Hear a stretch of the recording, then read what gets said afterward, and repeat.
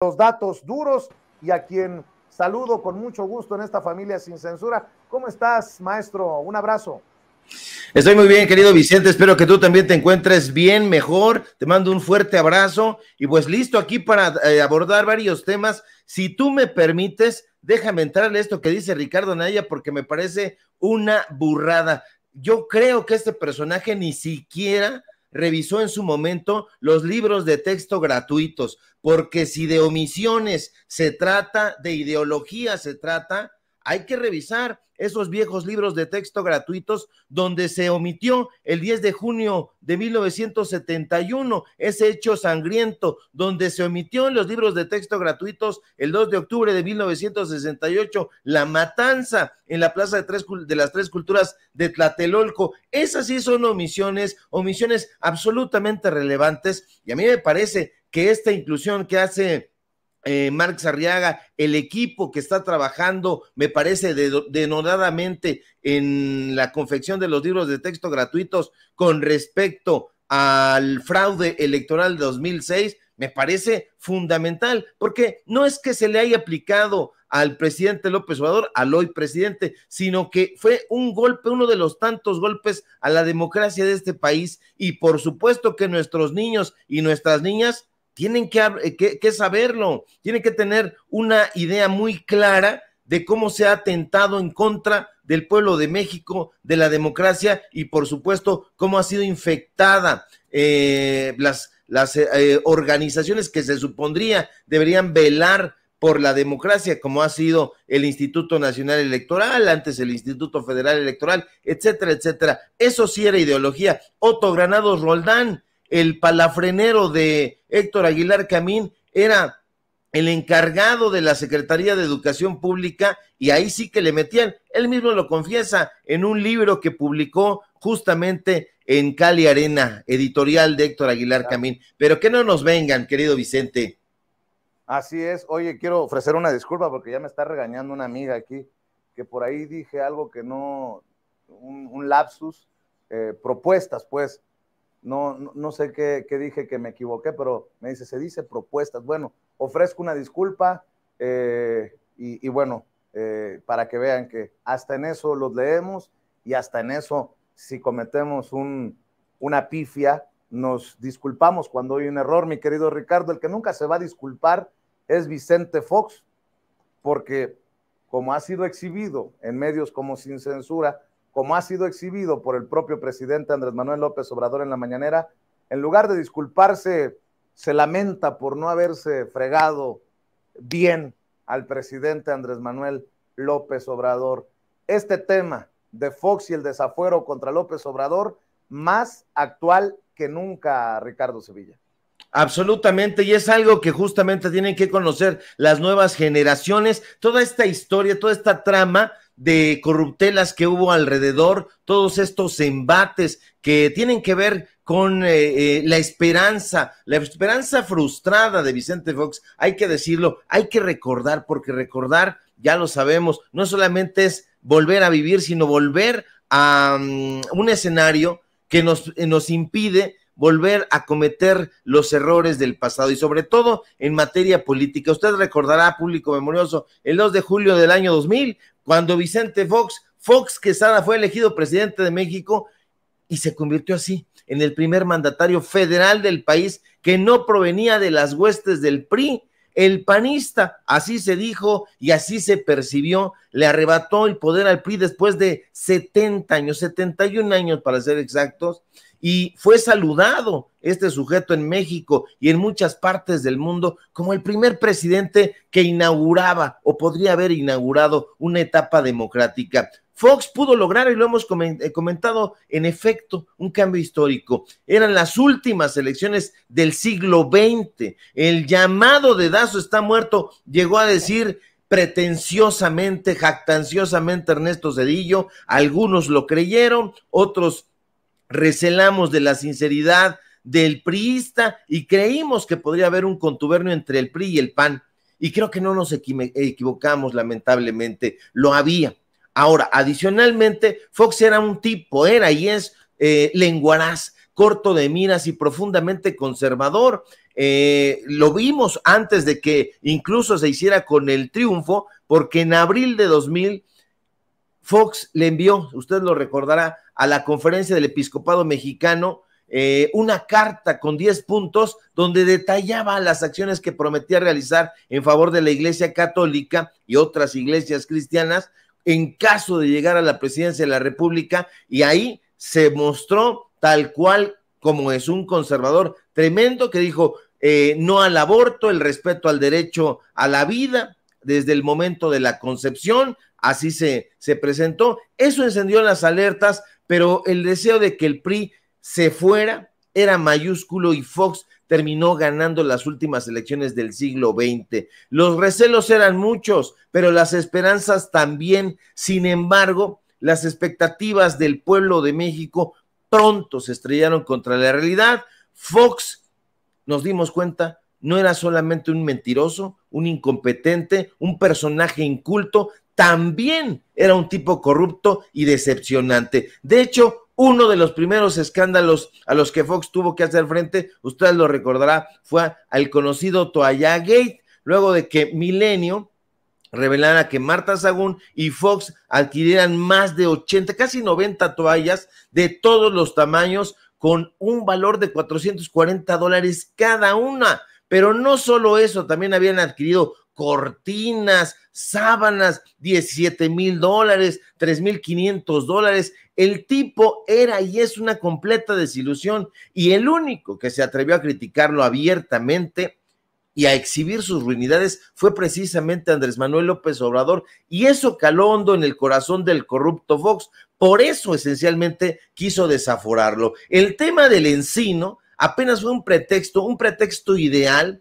para que Fox se lanzara al cuello del actual presidente, pero los propios colaboradores de Fox, usted lo recordará, en aquel momento sabían que se trataba de una bajeza. Alfonso Durazo, que era secretario particular de Fox en ese momento, renunció a su cargo, e incluso el controvertido Porfirio Muñoz Ledo, que en ese momento era embajador de la Unión Europea, también presentó su dimisión. No estaban de acuerdo con Fox, no había forma de estar de acuerdo, pero quienes sí estaban, Vicente, de acuerdo con el desafuero a López Obrador eran Enrique Krause y Héctor Aguilar Camín, intelectuales de cabecera del PAN y del PRI respectivamente, quienes se encargaron de realizar una campaña de denostaciones contra López Obrador que ha llegado incluso hasta nuestros días. Esa es la parte que uno tiene que recordar. Precisamente por eso, de ahí la importancia de que las nuevas generaciones conozcan un poco de los episodios nacionales, de la política que se ha llevado a cabo, por lo menos en los últimos 10 o 20 años, ya no digamos más, pero sí de los últimos 20 años, de las 2 últimas décadas, para que sepan quiénes son estos monstruos, estos engendros que están desinformando desde sus medios de comunicación, negocios al servicio del poder, negocios al servicio del corporativismo, de los empresarios, de los grupos de poder. Son simple y sencillamente mercaderes de la información. Si hoy le está pagando a Xóchitl Gálvez, a Héctor Aguilar Camín, para que le cree una narrativa a modo heroica, de heroína, a este personaje con tintes de botarga, pues eso no nos debe extrañar, porque eso es justamente lo que han hecho siempre. Eso es precisamente lo que ha combatido desde antes de que llegara el presidente López Obrador a ocupar Palacio Nacional, desde antes. Y esa es la batalla que se tiene que dar también en lo cultural, en lo intelectual, en lo periodístico. No es solamente una batalla por la narrativa, es una batalla por el pensamiento, por la formación de nuevos mexicanos y mexicanas que ya no se traguen estas mentiras, estas inmundicias que han colmado, que han enlodado la historia de este país, la historia tergiversada, la historia manipulada, la historia a modo, siempre viendo a las clientelas. Esa es la batalla que se tiene que dar, incluso diría yo, en la próxima, o tendrá que encabezar el próximo presidente o presidenta, según sea el caso, porque la Cuarta Transformación tiene que ahondar en esa parte. Ya se ha exhibido a estos personajes, a estos intelectuales de opereta, estos periodistas chayoteros, pero el siguiente paso, desde mi punto de vista, querido Vicente, es que esos personajes se vayan, se jubilen, se pensionen, se retiren y vengan, o no van a dar evidentemente la estafeta, pero hay que arrebatárselas y construir, como ya se está construyendo, nuevas opciones periodísticas, nuevas opciones intelectuales que pues están en gran efervescencia y que precisamente por eso tanto indignan a estos zoquetos. No hay otra forma de describirlos. Por cierto, he notado que Enrique Krause le dio entrevistas a personajes que han de ser muy cercanos a su ideología o a aplaudirle como gran intelectual. Estaba escuchando esto que circulan en redes sociales y es un Enrique Krause haciéndose la víctima. Hola, ¿cómo está? Dianita, ¿qué onda? ¿Cómo está? Muy bien. Como quedamos, lo llamo para preguntarle sobre un tema que le he escuchado varias veces al presidente. Usted cobró por hacer contenidos para los libros de texto. De hecho, voy más allá. ¿Usted tuvo que ver con los libros de texto de la época de Salinas? Mira, qué bueno que me preguntas eso, Dianita. Es una mentira más como tantas que ha dicho el presidente. Nunca cobré por los libros de texto, ni tuve nada que ver con los libros de texto de Salinas, ni de ningún otro gobierno. Yo escribo historia para el público, no para el poder. Dice que usted era un intelectual del régimen. Lo ha dicho muchísimas veces. ¿Qué me dice de esto? Otra mentira. Cualquiera que lea mi libro Crítica al Poder Presidencial se da cuenta de que he criticado a todos los gobiernos de Anita, desde Echeverría hasta López Obrador, uno tras otro. A ver, ante los dichos de Enrique Krause, me imagino que entonces lo de Mariano Otero y el contrato de 5 millones al gobierno de Jalisco es mentira, o los documentales que dices, Ricardo Sevilla, que le hizo al INE en tiempos de Lorenzo Córdoba, y los millones y los contratos son mentira, etcétera, etcétera. Las revistas que compraban por miles en los gobiernos anteriores, de Nexos, de Letras Libres, de todos los intelectuales, pues, es mentira. Mi querido Ricardo Sevilla, ¿cómo ves a la víctima favorita, al atacado de este gobierno?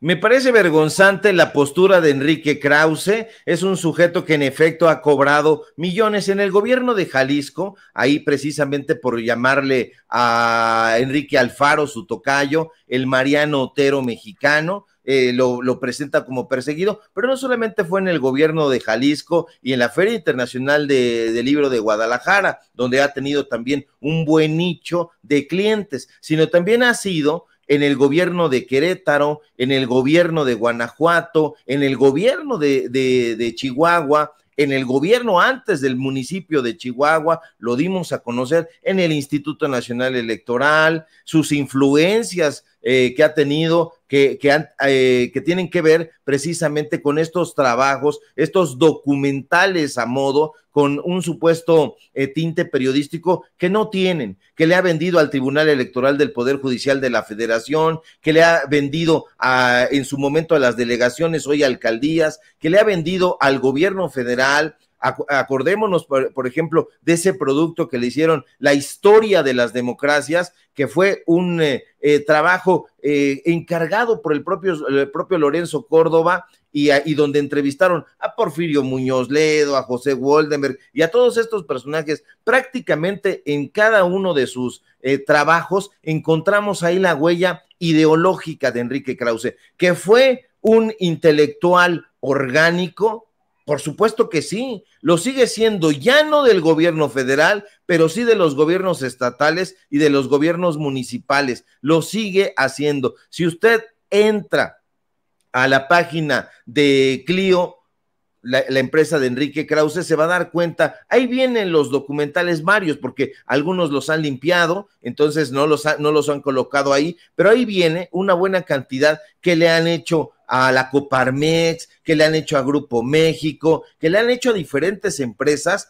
porque estos personajes, eso es lo que hacen, venden productos, depende el sapo, la pedrada, así se los cobran, pero el más barato cuesta 1,200,000 pesos. Nosotros lo hemos documentado, lo hemos exhibido, lo hemos desnudado. Este señor dice, mentira, y esto otro, mentira también, y aquello, mentira, pero no está demostrando nada, simple y sencillamente está descalificando, pero nosotros se lo hemos demostrado con datos duros y se lo hemos demostrado con facturas, con contratos, con videos, con análisis muy puntillosos, y este señor pues no demuestra, y lo único que muestra pues es que es un ser absolutamente abyecto que niega ante la evidencia.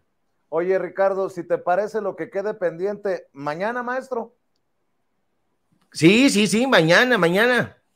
Pues le damos entonces, cerremos invitando a la audiencia de Sin Censura, Tus Trincheras, maestro. Estamos al pendiente de los hilos que subes a Twitter. Claro que sí, querido Vicente, público memorioso. En un ratito más subimos hilo de lo pernicioso que ha sido Héctor Aguilar Camín y este sujeto, para que vea él que sí tienen de dónde cojear. Síganme, por favor, en mis redes sociales, en Twitter, @SevillaCrítico, en Facebook, Ricardo Sevilla, así nada más. Síganme, por favor, en Paralelo 24, síganme en Los Datos Duros. Hoy tenemos informativo en punto de las 8:30, y por supuesto aquí en La Familia Sin Censura, donde somos orgullosamente miembros con datos duros, aunque le duela a Enrique Krause. Claro que sí, te mando un abrazo, maestro Ricardo Sevilla, que pases excelente día y dejen